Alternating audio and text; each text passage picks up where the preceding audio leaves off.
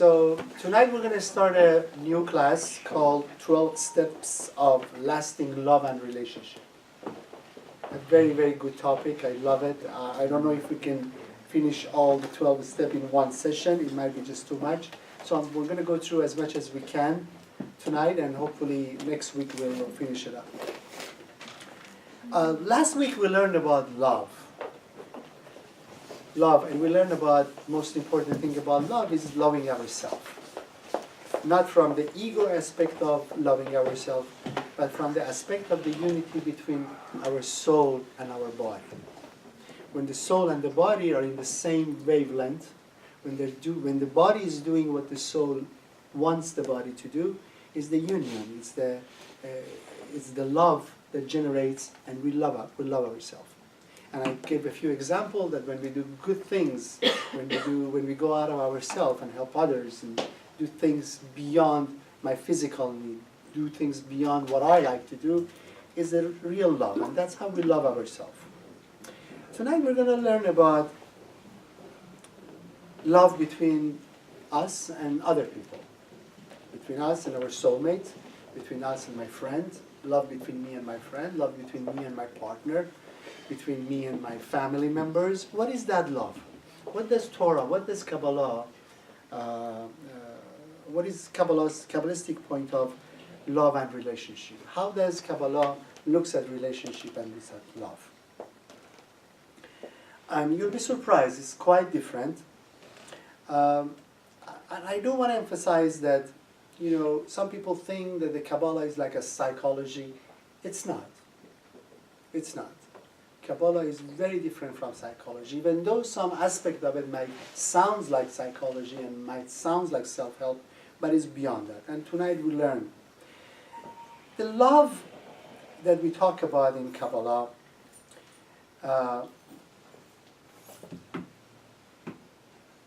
it's a love that has no beginning and no end to it. It's a love that grows every day.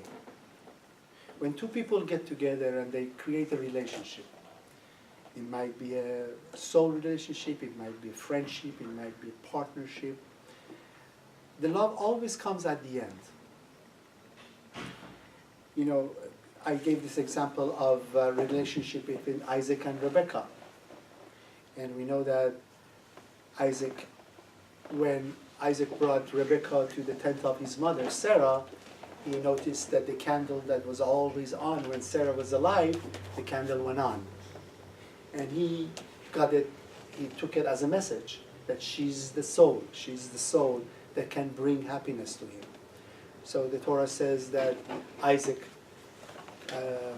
got to know Rebecca, he married Rebecca, then he fell in love. So love comes at the end. Love is the fruit. So we're going to discuss 12 different principles, 12 different aspects of a lasting love, of a lasting relationship. And this principle comes from the writing of the Kabbalists, of different Kabbalists that we have. And it's just a guideline. It could be, we can make these 12 steps to 120 steps, or even shorter. But it's just a guideline of how Kabbalah looks at relationship and love. The first principle that the Kabbalah considers as a first principle is that relationship is a process. It's not a purpose. I'm going to repeat again. Relationship is a process, not a purpose. What do I mean by that? I mean, when you have a relationship between a husband and a wife, between two friends, between two soulmates, between two partners, a relationship is something that you have to invest time, effort in it. Every day. Every day you have to work on a relationship. Every day you have to put into relationship. There is this famous saying that the love ends at the wedding night. But in Kabbalah we learn that the wedding night is the beginning of creating a most amazing relationship. And every day the love has to grow. Every day the love has to grow. And in order to achieve that, you have to invest time and effort in it. You have to work on it. You have to have a commitment when you get into a relationship. And when you make a commitment to a relationship, when bringing unity between two people, two friends, two soulmates, even family members, when you bring the unity, that is when the love becomes manifest out of that unity. Love is the result of the union between two people. It's not a given thing. The greater the union, the greater the love is. The greater the unity between two is the greater love between the two.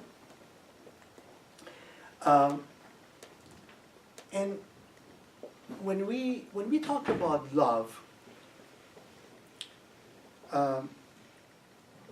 sometimes we say, I love you today, I don't love you, or I love you today, but because things are good, but I hate you today because things are not good. There is so much up and down in this world. There's so many challenges in this world. And I have to learn to love no matter what the challenges are. I have to invest in a relationship. I have to invest in creating a love. There's a very famous sentence that Rabbi Berg used to say, is that it's not about how much I love you today that I love you. It's about how much I love you today that I hate you. That means that unity that is between two people, between two souls, has to grow every day, has become stronger and stronger as far as creating a unity. And that unity brings about the love. I have to understand that all these up and downs, all these challenges that we face every day is part of growing a relationship. It's part of a process that helps me to grow, helps me to change. I'm going to go through this principle fast because we don't have too much time. The second principle is the ability to go above the illusion of the physical reality. What do I mean by that? Sometimes, like we discussed it last time, our physical need, our physical consciousness falls into love or to like things. We like physical beauty. We like money. We care about money. We love money. And sometimes we fall into a relationship based on those physical needs. Some people say, I have to marry somebody who's good looking. That person has to have certain look. Or I'm in such a bad financial situation, I need to marry somebody who's in a much better situation so I feel comfortable. This is not a healthy relationship. This is not a healthy love life. Because we know that the physicality fades away. The beauty fades away. The age fades away. Even if you buy the most beautiful car today and you love it, tomorrow you probably love it less. In a few years, if the car starts giving you a problem, you're going to hate it. And so the love that we talk about, the relationship we talk about, I have to have the ability to go beyond the physical aspect of everything that I see. Once again, if you look at the story of Isaac and Rebekah, Isaac realized that it was the soul of Rebekah that it was the most important thing. It doesn't say, oh, Isaac saw how pretty Rebekah was, and he said, oh, I want to marry her. Or says, Rebekah has so much money, and I'm going to marry her. Or Rebekah says, oh, Isaac is a good family, he lives in Beverly Hills, so I'm going to marry her. So it's beyond that. The physical aspect should be not that it's not important, of course it's important, but it shouldn't be the main factor in getting into a relationship. When we want to get into a relationship, our focus should be on the internal energy of that person. What that internal energy of that person brings to me. What is his inner energy, his character, his real being, his soul, is going to bring to this relationship. I always have to look at the union of a relationship that takes me to a next level. I always have to think that a relationship can help me grow, can help me change, can help me overcome my shortcoming, my reactive behavior. And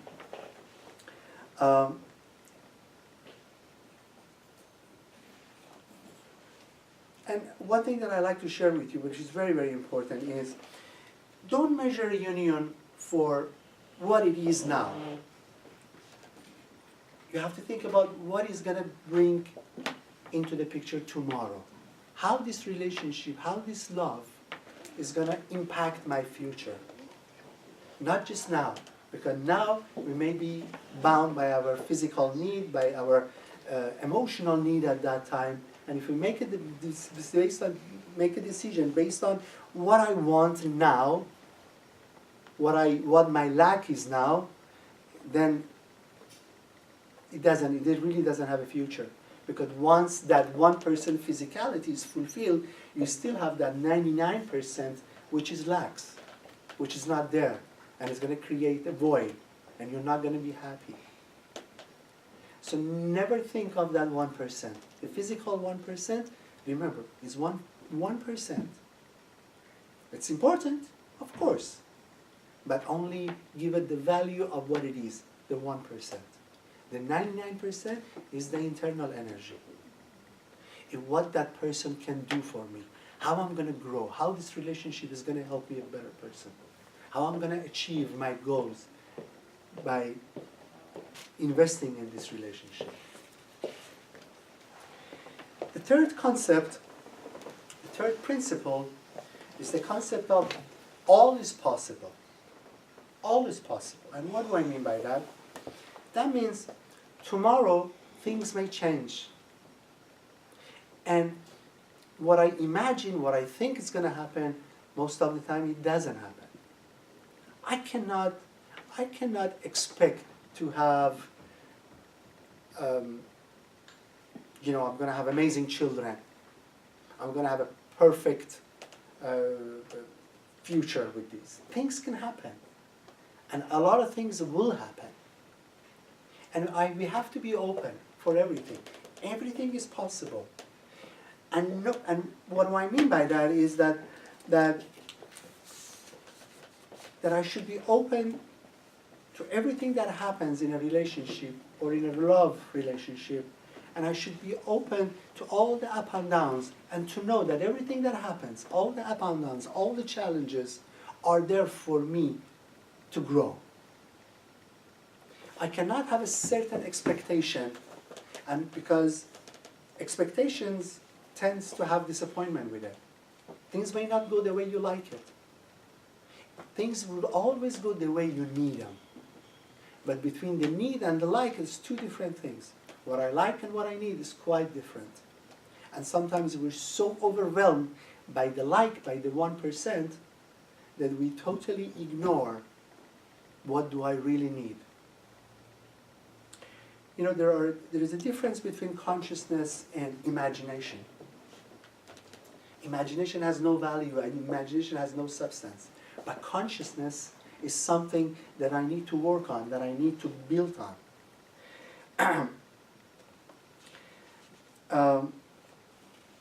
And all is possible means that I have to be open to compromise, to give in, to put up, to be open, to be flexible, to have understanding, to have compassion for my mate, for my friends, for my partner, for my soulmate.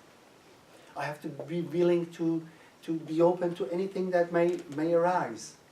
And everything that will arise is for your own growth. We talk about the concept of soulmate, and we all want to meet our soulmate and marry our soulmate. But you have to understand that if you do end up with your soulmate, it's not going to be so easy. Your life is not going to be so easy. Your soulmate is designed to help you grow. That means to constantly push you out of your comfort zone. Constantly to push you out of your comfort zone. You know, one of the things that I hear a lot of men, especially Jewish men, complain is like, the Jewish girls, Jewish women, they have so much desire, they want this and that, I'm not capable. That's your soulmate. That's your potential. You know, I know it sounds difficult. There's a saying that Rabbi Akiva, one of the biggest Kabbalists of all time, most spiritual Kabbalist that we know, his whole life was spirituality. There was nothing physical about his life. But he does have a wife, a good wife. And he provided everything that his wife wanted. Everything. What is the message? He would, when he wanted to come to close to his wife, he would ask his wife if he can get to the bed. He would ask her if she would give him permission to go to bed, to join her in the bed. What does that mean? That means your soulmate pushes you to the end, pushes you totally out of your comfort zone. And if you really end up with your soulmate, it's going to be a very, very challenging life. Your soulmate is going to get on your nerve. It's going to get on every aspect of your life that you're reactive to, that you're not comfortable with. She or he will push you to the limit. So if you're thinking about, I want to end up with my soulmate, think twice. And that's why we learn in Kabbalah that not everybody ends up with their soulmate. Because it's difficult. It's very difficult. The fourth principle, which is a very, very important principle, I think, that relationship must be a secondary object to my purpose of my life. The relationship is secondary to the purpose of my life. What do I mean by that? Every one of us will come to this life and your soul has a purpose of being in this world. Your soul made a promise with the life force of God to do something amazing, to reach something somewhere amazing. And that's the goal of your soul. That's the promise of your soul. So your relationship that we choose, the love that we choose, is secondary to the mission of your soul. That means you have to find a partner, a friend, a soulmate, a wife, husband, partner, whatever you want to name it. Somebody who will help you reach your goal. Every one of us has a spiritual goal. Every soul that comes to this world needs to change himself or herself and needs to reach a potential of the level of that soul. And your relationship, your soulmate, has to help you reach that potential.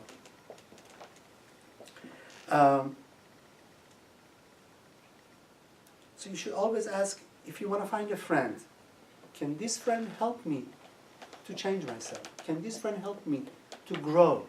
Can this friend help me to reach my goal? Can this wife, can this husband help me to reach what I need to reach? You don't want to choose somebody just for the sake of convenience, comfort, someone who doesn't complain, someone who doesn't push, someone when you say, I don't feel like doing it, you say, okay. That's not what we're looking for. That's not a relationship. That's a physical relationship. I want somebody to pushes me all the time. I want somebody in my life, may it be friend, may it be my cousin, may it be my sister, my brother, my parent. So I need somebody to constantly pushes me to be better, help me change, to reach my potential. Because it's only by pushing. You know, when you go to a gym and you hire a trainer, to get pushed. you know, your trainer pushes you so hard that you, by yourself, you go to the gym, you're not going to do it. You know, I do have a trainer, and he pushes me so hard that one day he told me, if I'm not creating pain, you're wasting your money. And that's what it is. It's the pain, it's the growing pain, it's the pushes that help you change, help you become the best you can be. And that's why mixed marriage is so wrong. That's why mixed marriage is so wrong. That's why when you see somebody who's Jewish will marry somebody who's non-Jewish, because now it's comfortable.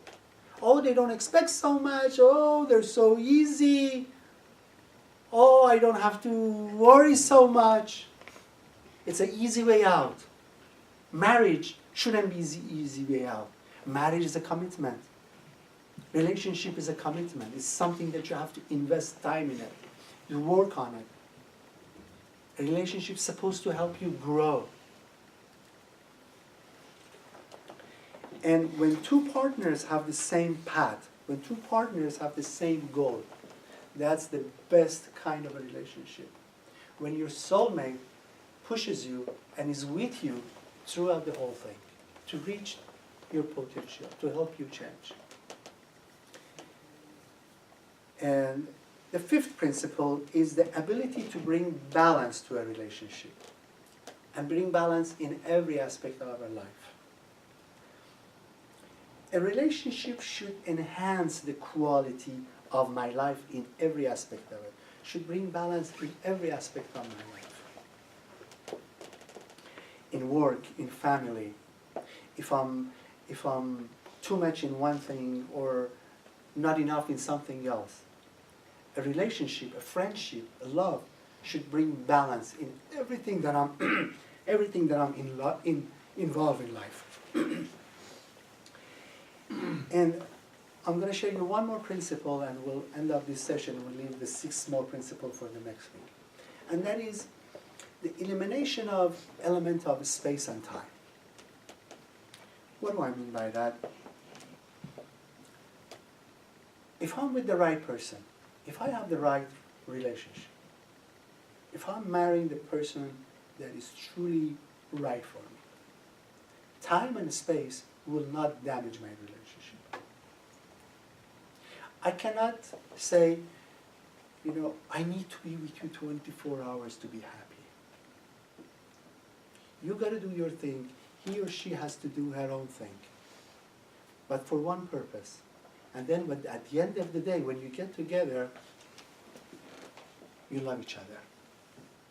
It's not like, you know, this concept of quality time together, you know, family quality time, friendship quality time. It's something that we have to be very, very aware of. What are we talking about? What is this quality? Sometimes we think if we're together the whole day, we're spending the whole time together, is that quality time? Not necessarily. Or when we think that, you know, if I'm away from you, the distance is going to kill my relationship or kill my love. It's not the right relationship. It's not the right love. When you truly love somebody, when you truly care for somebody, even if you don't see them for a long, long time, the love doesn't become any less when you see them. That's the true love. So if time and space damage a relationship, that means that is not the right relationship. That's a needy relationship. So a true love is beyond time and space. Okay.